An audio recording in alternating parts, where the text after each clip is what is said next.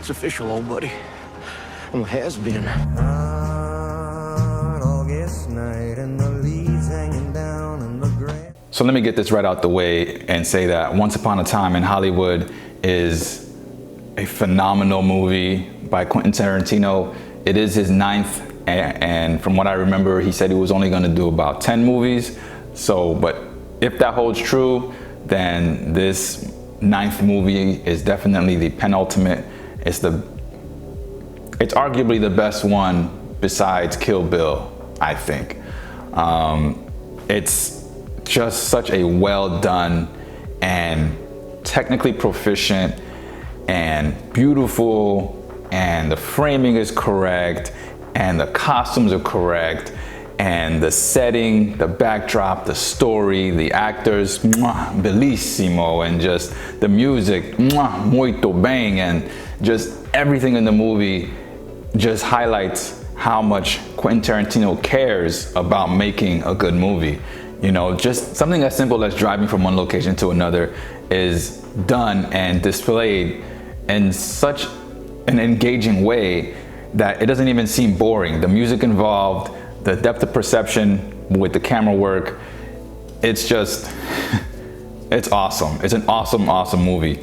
After watching cinematography that's so flat with like a lot of the Marvel, well, most of the Marvel movies, where everything just seems like it's on the same plane of field, to see a director take the time to be like, well, this is what's in the background, this is what's closest to the foreground, this is what's in the foreground, and your actor and their action is happening right there, but you can still see there's things going on behind them that aren't actually related to the story.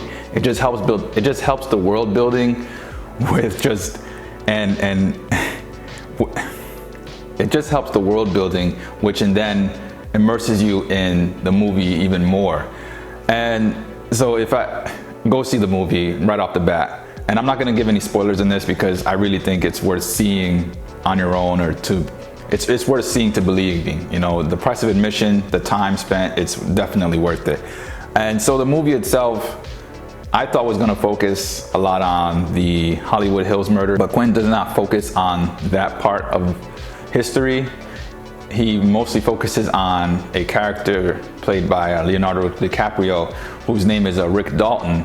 And he is a somewhat successful TV actor who did a couple movies. Now, I actually looked up and tried to find out if Rick Dalton was a real person. I could not find any proof that he was a real person, so I'm guessing it was just someone made whole cloth from Tarantino's mind to fit this movie.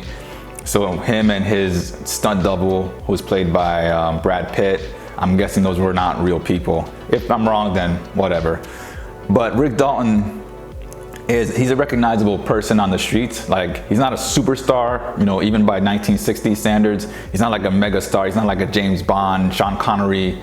I guess that'd be Roger Moore. He's not like a Roger Moore type where everyone knows him around the world, but people recognize him on the streets when they see him in person. They're like, oh, aren't you that so-and-so?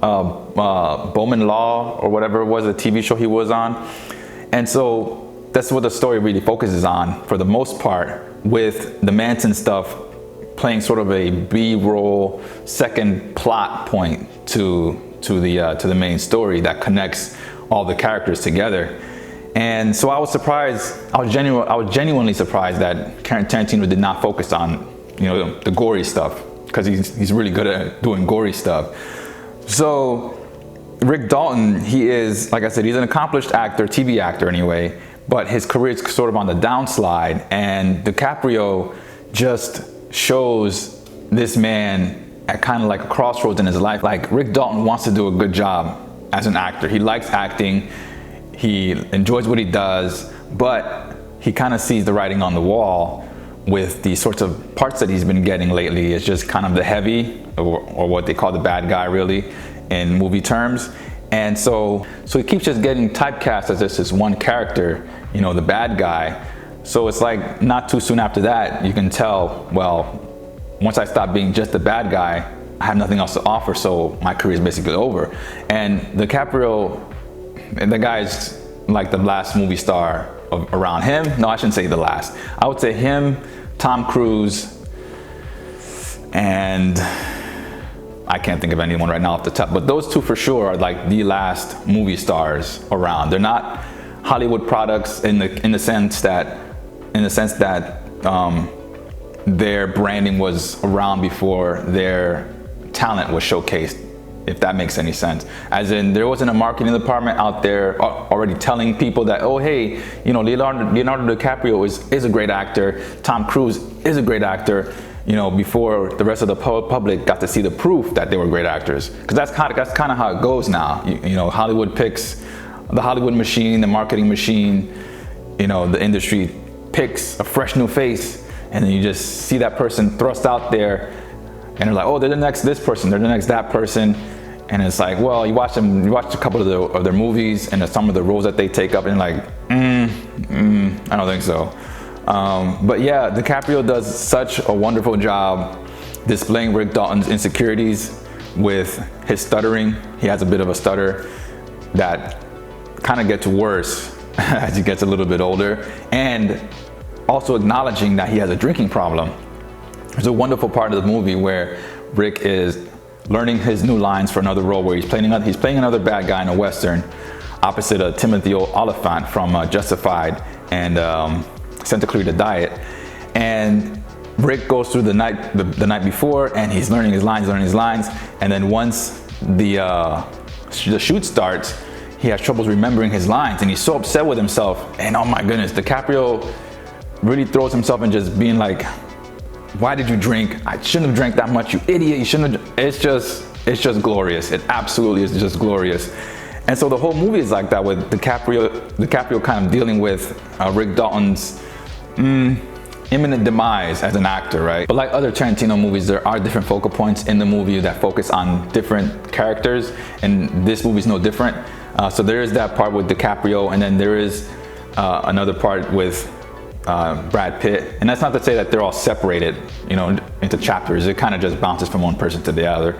And so with Brad Pitt's part, you can tell that with his history and him being so loyal to Rick Dalton as his stuntman, but then there's like parts of Brad Pitt where it's like he may be a bit of a lunatic, or just right beneath the surface of being a psychopath, but he has such a cool demeanor about himself, and he's just so relaxed, and he's like, you know, I could take you down, or I could do this, but why bother?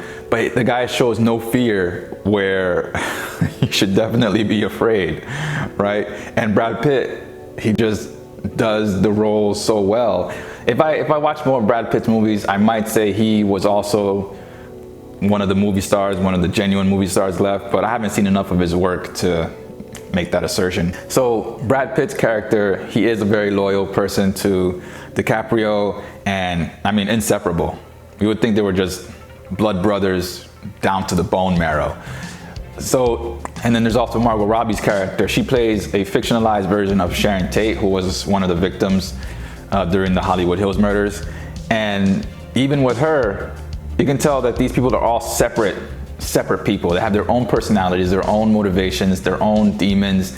And even with Sharon Tate, or even Margot Robbie playing Sharon Tate, she is just like this free spirit, and she's very trusting, and she's very innocent, and she enjoys, you know, she also enjoys being an actress. Beyond that, she doesn't really have much to do in the movie besides showing how innocent she was, or Sharon Tate was, as a person, which is fine.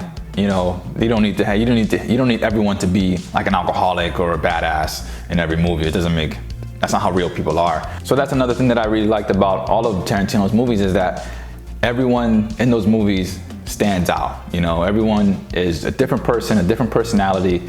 They have their own way of speaking and behaving that just makes them memorable. You know, The Bride with Kill Bill, and even Lucy Liu's character from Kill Bill clearly stands out in my mind as just being this very, very strict, let's say, very strict boss who just happened to look nice, but stuff like that. And this movie does that in spades with these characters, and that's what I really liked about it, besides the cinematography and the music and just the setting, and just it's so great. is that the characters stood alone. You know, when they spoke, I paid attention, even though like the setting of the story takes place during a horrific crime, and there were parts of lots of the movie was suspenseful, especially when Brad Pitt's character is involved. There's a lot of suspense there. But even during the slow parts, every minute of dialogue doesn't seem like a waste of time. Doesn't seem like it's just banter just to fill up time, you know? So the pacing is another thing that you can tell.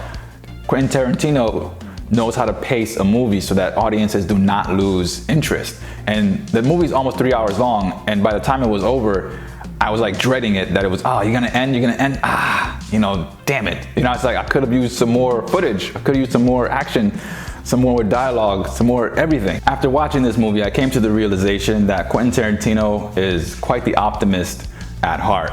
You know, I thought, looking at some of the gruesome things that his characters usually go through, like Uma Thurman with Kill Bill, and then Jamie Foxx in Django Unchained, and then just about everyone in Inglourious Basterds, and some of the injustices that his characters face, like Pam Grier and Jackie Brown, that he is really an optimist. He's someone that looks for the better, well, maybe not for the better, but he's someone that looks to seek to right the wrongs of history or from people, you know. He looks to give the bad guys their just desserts. I realize that now after watching this movie. And that's not gonna give anything away if you don't know the history of what actually happened in the Hollywood Hills. But yeah, Quentin Tarantino, he's an optimist. He's an optimist for sure, not a cynic. I thought before he just likes to show people getting beat up and, you know, getting their asses whooped, and like Reservoir Dogs, oof, gruesome stuff. But then thinking about how this movie ended, and then how The Hateful Eight ended, and how Inglourious Basterds ended, and how Jackie Brown ended, and how Kill Bill ended. No, he's looking to give the bad guys a taste of their own medicine. He really is. And I gotta say, I appreciate it more. The only downside, which I guess wouldn't really be a downside, I guess it'd be more like a drawback. The main drawback to the movie is that because he's in a way messing with history, some of the depictions of his characters aren't true to life, which is fine because he's an artist. He's taking some artistic liberties with the material and the people. I know that Bruce Lee's daughter came out and said she didn't like the way that her father was depicted in the movie as being just this overly cocky and just brash, loudmouth basically, in that scene that he has with Brad Pitt. I think that's in the trailers. And to that point, I guess I'd have to agree with her, because from the interviews that I've seen and from some of the stock footage and behind the scenes footage that I've seen with like Enter the Dragon and the Green Hornet, Bruce Lee does not come off in any way like he does in Once Upon a Time in Hollywood. In the real footage that I've seen, Bruce Lee is a much more calm and collected individual, and he knows what he's about, he knows what he can do. He's not going to go around and just kind of claiming he can beat this person up, beat that person up. It wasn't kind of the vibe that I got from him. And I don't believe that's how he was in the movie. It wasn't like that in the movie. So I gotta agree with Shannon Lee, I think is her name.